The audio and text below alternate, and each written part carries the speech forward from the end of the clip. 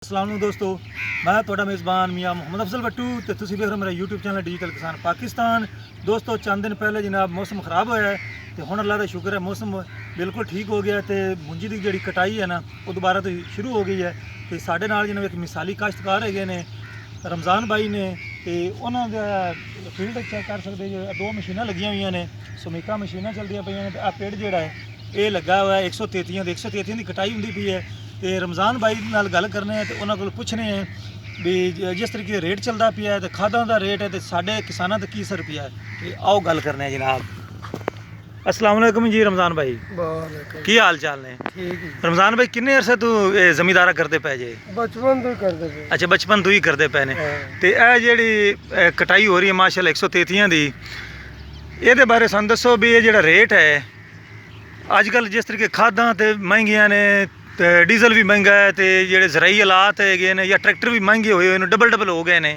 ये दसो भी हुण जिन्ना रेट मिलता पिया है ये ठीक मिल रहा है या ये बारे तुसीं की कहना चाहोगे? नहीं ये तो दिया पूरे ही नहीं करता, भावें ठेका भरिए तो भावें खर्चा करिए। अच्छा 7000 की बोरी DAP दी हुई भी। अच्छा ये 1000 रुपये होए पैन। अच्छा ये 1000 रुपये हो गए। हाँ अच्छा ये तो पूरे ही नहीं करते। एक मतलब भी पूरे नहीं करते भाई। वो टीवी हुकूमत काफ़ी आती है ना भाई किसानों बड़ा कुछ बचता पिया है। नहीं बचता कुछ नहीं। अच्छा तो हुण मैनूं दसो रमज़ान भाई अगे तू कणक आंदी पई है तो कणक का सीजन भी शुरू होंदा पिया, बिजाई होनी है तो नाल ही आलू भी लगने ने। ये जी खादा है जिस तरीके तुसीं दस रहे हो DAP 7000 नूं पहुंची पई है, यूरिया भी महंगी है तो बाकी चीज़ां भी महंगियां ने। दसो भी ये जमींदारां ते असर की पवेगा? बड़ा असर पवेगा, पूरे ही नहीं होने, सोच तो ज़्यादा असर पवेगा। अच्छा हाँ ये नुकसान बहुत बड़ा जिमीदार का बहुत। 7000 नूं DAP ले ते 3 बोरियां गाते आलूआं तो की खट्टू है। मतलब किन्ने खर्चा आ सी दालूआं ते? 21000 की DAP हो गई। नहीं DAP 21000 की मतलब 7000 दी है हाँ जी। DAP। अच्छा हाँ। अच्छा मतलब 3 बोरियां पाओगे तो 21000। अच्छा 3 बोरियां DAP। हाँ 1 बोरी पटाई की। अच्छा और 4 बोरियां यूरिया। 4 यूरिया। इस तरह बड़ा खर्चा है। अच्छा बीज का भी खर्चा होएगा? बीज तो इलावा 40000 खर्चा है खाद दा। खाद दा। अच्छा तो ये स्प्रे भी? स्प्रे तो इलावा ते बीज तो इलावा। तो ठेका किन्ना जमींदार लेंदे पे ने? ठेका लाख रुपये। लाख रुपया किले का? तो ये जी मुंजी है ये झाड़ किन्ना को निकल जाएगा थोड़े अंदाजे नाल? 60 कुमार निकलती भी 60 65। अच्छा 60 मन निकले, चलो जी 60 मन ला लेने तो रेट 1000 रुपये बिके तो 60000 का हो गया। मशीन किन्ने लै रही है? 3000। 3000 रुपया किले का? हाँ। 2800 तो 3000 कहते पे ने। अच्छा तो इहदा मतलब तिन्ने गया तो पिछे 57000 रह गया तो जमीन का ठेका 50000 कढ़िए तो पिछे जनाब रह गया 7000 तो खर्चा कितना आया इस ते? बोरी DAP दी। अच्छा 3 बोरी यूरिया। 3 यूरिया लाइया ने। 4 थैलियां। 4 थैलियां लाइया ने। हाँ। अच्छा ये टोटल कितना को लग गया उसी? खर्चा कितना आ गया उसी? खर्चा आ गया सी कोई 30000 किले। 30000 किले ते। दोस्तों 30000 चो 7000 और काट लो जनाब, पिछे 23000 जमींदार खुद पे करेगा तो यह जी मुंजी चुक के घर ले जाएगा। 23000 पल्लों पा के 60 मन के हिसाब ने बेच के जोड़ा रेट मिलता पिया है तो फिर जनाब 23000 दे के मालक नूं जमीन वाले नूं जान छुड़ा के घर जाएगा तो जी वो मेहनत करेगा वो पल्लेों पवेगी। तो अगू आती पी कणक की फसल, तो कणक के बारे तुहाडा की ख्याल है भी रेट कितना होना चाहिए क्योंकि अपना 1800 चलता पिया है? कणक जिमीदार वास्ते 22-2300 होनी चाहिए। 22-2300 होनी चाहिए। सही हो गया।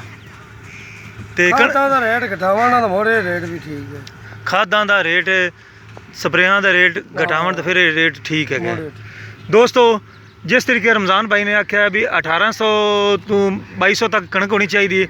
तुसी एक और गल मैं अपने दोस्तों नाल शेयर करता जावां भी जिस तरीके बाहर के मुल्कों कणक लेंदे ने 2500 नूं उत्ते मजीद करा खर्चा पा के 3000 नूं जनाब 40 किलोग्राम मिलते हैं। ये जनाब बाहर के किसानों जो बचत देंदे ने, बाहर के किसानों नूं फायदा दे रहे हैं, उन्हें पैसे अपने ही ਜਿਹੜਾ अपना किसान है उन्होंने क्यों नहीं देंगे? उन्होंने अगर कमन के बाद दोस्त कमन के भी जी इन्नी महंगी हुई तो आटा किमें लवेगी आवाम? मैं आटे की गल नहीं करना, मैं ना आवाम जिस तरीके 2500 तो 3000 रुपया ये बाहर के किसानों दे रहे हैं, फिर उस ते सबसिडी देंगे ने, अपने मुल्क 1700 ਨੂੰ आटा देंगे ने या 1600 दे रहे हैं या 1700 जिन्हें भी, ये वो ही जनाब 2200-2500 रुपया अपने किसान को देवन, तो फिर जनाब ना अपने किसान को देवन, फिर उस ते सबसिडी देवन, तो इन्होंने फिर भी 500 ਤੋਂ 700 फिर भी गौरमेंट को बचेगा 40 किलोग्राम पिछों, वो 700 मजीद अगर सबसिडी दे देवन आवाम को, तो आवाम भी इन्हों राज़ी होगी, तो हुकूमत भी जनाब खुशी खुशी अपनी मदद पूरी करेगी, तो अगले इलैक्शन भी इन्हों वास्ते एक चांस बनेगा भी जीत सकती है जी, अगर इन्हों आवाम को तो किसानों जे अगर रुलावनगे, खास करके जोड़े किसान है ये जनाब रीढ़ की हड्डी है, तो मेरा ख्याल है भी हुकूमत रीढ़ की हड्डी तोड़न नूं लगी हुई है।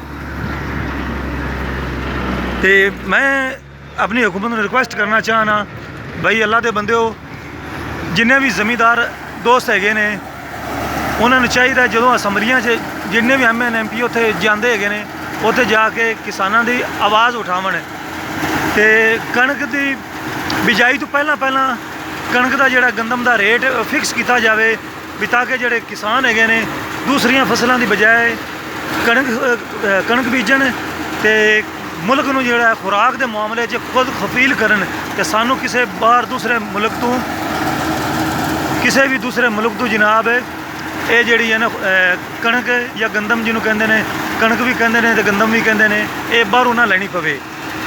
तो दोस्तों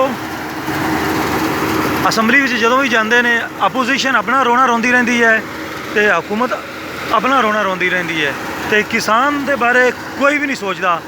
ट्रैक्टरों दी जिहड़ियां कीमतां ने, जिहड़ा ट्रैक्टर 2017-18 दे विच 13 लाख का हैगा सी, वो अजकल 18 लाख का मिलता पिया है।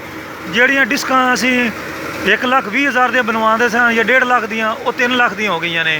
इस तरीके हल असी 70,000 के टीलर बनवाते सन, वो हुण 1,30,000 का बनता पिया है।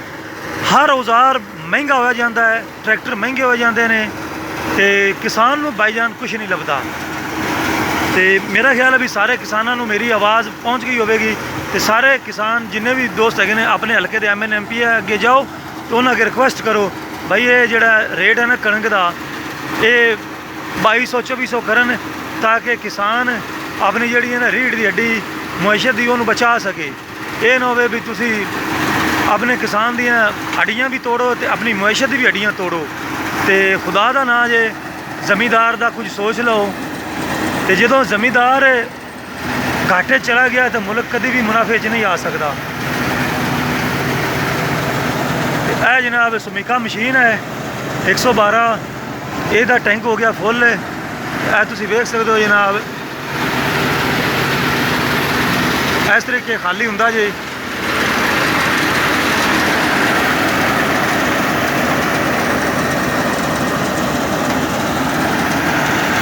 दूसरी मशीन भी 112 आ रही है दोस्तों।